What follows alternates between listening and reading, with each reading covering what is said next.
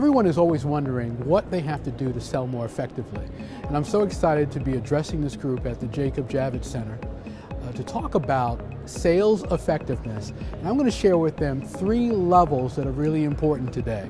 Most people think of sales in terms of just the sales process. Prospecting, closing deals, addressing objections, that whole process, which is really critical. But what I'm sharing is really 3 levels that are important for mastery. We're going to talk about your sales business model and how important that is to be effective at selling. Next comes the sales process, and then we're going to talk about the sales environment and how that affects so many people trying to be effective at selling today.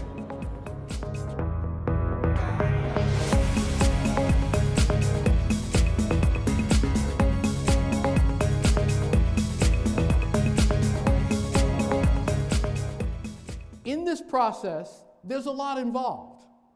And this is relevant whether you sell business to business or whether you sell business to consumer. And what this session is about initially is the 7 musts that you must have in order to sell something effectively. Now, I have to warn you that I'm going to tell you what those 7 musts are. But what I'm going to share with you is only a piece of the puzzle. Because anyone who sells knows that there are many layers to the process. In fact, I like to think of this as a 3-tier process where there are actually sales dynamics that are involved. And the 7 musts that I'm going to share with you right now are really just part of that process. The first must is you must have a clear sales target. The second must is you must have a clear and value-rich message. Now, the third must is you must be proactive. Number 4 is you must master client interactions. The 5th point is you have to have a systematic sales approach and plan. Number 6 is you must focus on the most profitable opportunities. And number 7 is you must turn no into a next step. But that's level 1 of the process, your selling business model. Say that with me, selling business model. So I want you to search, think, review. What are you doing as an organization and as an individual that incorporates these kinds of activities as part of your model? Now, the second level here is really what I would call the sales process. Say with me, sales process. And another way of looking at the sales process or describing the sales process is the sales cycle. What does the prospect go through when you are trying to move that prospect from not knowing you to being a client or customer? Now, in retail, this process might happen in the course of a few minutes. In business to business, it might happen over the course of a few weeks or a few months. But it always happens. There's always something that's happening that is taking you through the process.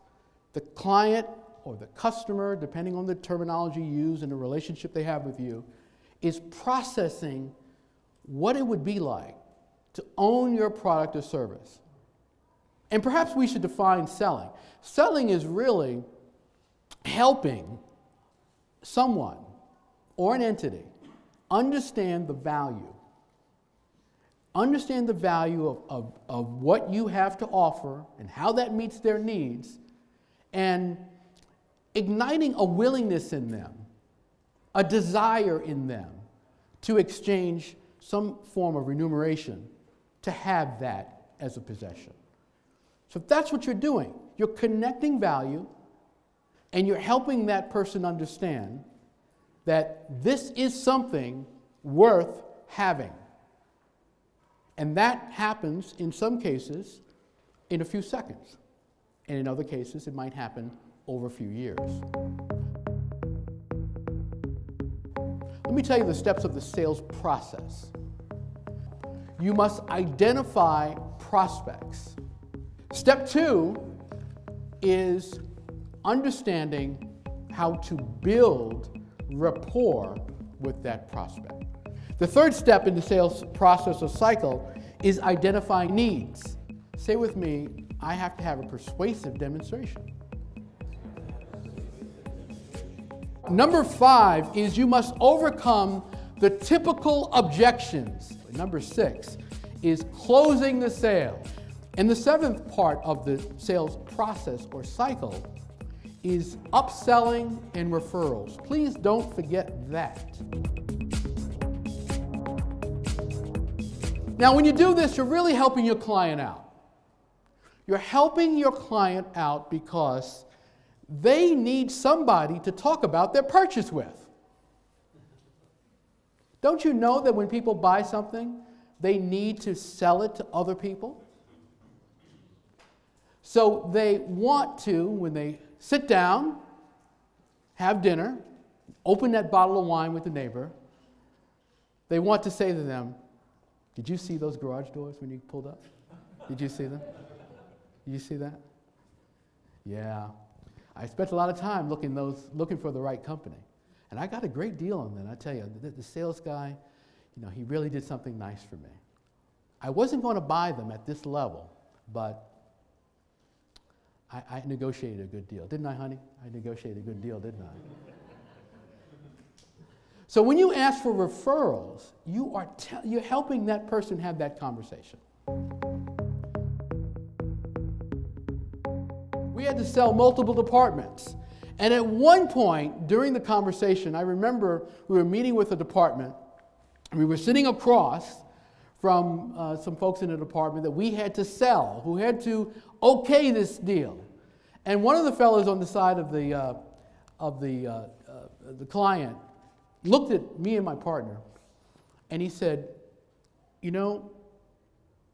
if we sign this deal, you guys are going to be rich. And I thought, well, that's the idea. What do you think this is about? Well, fortunately, they signed the deal. They signed the deal. But you'd be surprised. There are many people who won't buy from you because they're concerned that it will put you in a better position. I hate to tell you that, but there are many people like that. In fact, there are some people who will look at you and will say, this person is not getting the deal. They will decide, not giving it to them.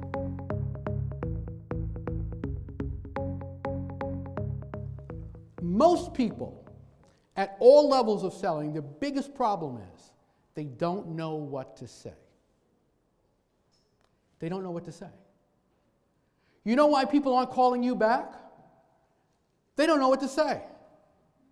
They don't know how to say to you, John, thank you for that proposal. But we're looking at a few other things right now. We're not going to make that decision right now. Maybe in the next 3 months, we'll bear down on that and we'll decide. Please give me a call around that time. I'd love to chat with you about that again. How many of you get calls like that? Just a couple, 1 or 2. Most people don't know what to say. They don't know how to talk to you. They don't know how to respond to your overtures. That's a big problem. So you have to teach your clients what to say, believe it or not. But first you have to learn what to say. And so you have to work on yourself with various ways of approaching what to say. When I'm looking at a client or looking at something I'm going to do in any given day when I'm working with a group of clients, I look at their name, I look at their details, and I think my business partner used to always say this to me. He said, what are we going to say? We would go to a meeting, he said, what are we going to say? And I used to always say, we're going to ask some questions. But he used to always say, what are we going to say? And now I understand why. Because most people don't know what to say. So a big part of your time and focus should be figuring out what to say to these individual clients, because they're in different stages in the process. For some people, you just have to say it's okay to buy. Have you ever been in a restaurant and had a great meal and enjoyed yourself, had a lot of laughs, and then they bring that dessert cart out, right? They bring that dessert cart and they say, well, we have chocolate cake, and we have cheesecake, and we have this. And what do you, most of you are saying, oh, no, I can't eat anymore, I can't eat anymore. So I teach servers to say, it's okay. You could have a piece of cake. It's okay. It's okay. And you'd be shocked at the power of those words. It's okay. You can have it. It's just tonight. You can have it. Enjoy it. It's your birthday. Enjoy it. Okay, I'll have one. I'll have one. And give me another drink, too. So it's understanding what to say in any given moment. Your client is got stuff going on in their head. And in their head, they're thinking, what if I do this and it's a mistake? What if I do this and I spend the money that I've saved and I blow it? What if I do this and I'm criticized? What if I do this and I'm fired? What if I do this and it doesn't do the job? That's what they're thinking.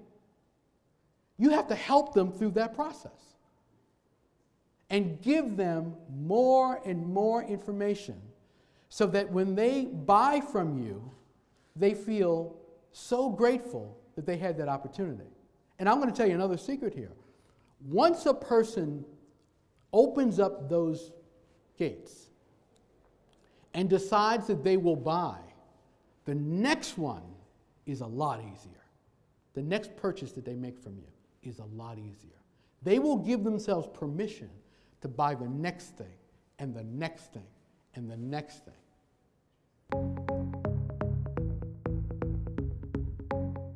You can have a very good sales model. You can have a very good sales process. But if you don't understand the sales environment, you are going to have difficulty selling. Now, what is a sales environment? I summarize that along with two things. The first thing is industry psychology. Say with me, industry psychology. Every industry has a psychology. Your job is to take the temperature and figure out what is the psychology of the industry that I am in and the industry that I'm selling into, where my clients are. Because that will determine how successful you will be with the other two levels that I just described. Increase sales with my Winning in Sales program. Available for individuals and sales teams in multiple formats, including live training and keynotes. Get in touch with me at info@andretaylor.com and start winning in sales.